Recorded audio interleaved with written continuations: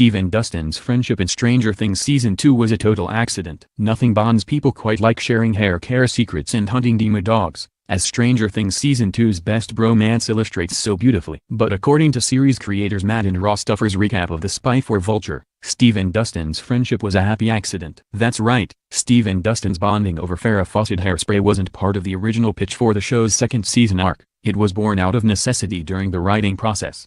It wasn't until the Duffers realized that Steve was being sidelined as Nancy and Jonathan's relationship developed that the guys came up with an idea to keep him in the action. Since Dustin was dealing with a broken heart too, he became the obvious choice to pull Steve into the kids' storyline. Matt explained to Vulture, "Obviously, Steve had just lost Nancy, and Dustin's first crush was not going very well with Max. They're an odd couple, but they're bonded in that way. We thought they could each help each other get over their heartbreak." From that nugget of inspiration, one of the show's best friendships was born. The coolest guy in high school and one of the nerdiest kids in middle school may not seem like they have much in common on the outside, but Steve and Dustin proved to be far more alike than either of them ever expected. Their friendship is so strong that Steve ends up driving Dustin to the snowball dance in the finale, just like a proud, and nervous, big brother.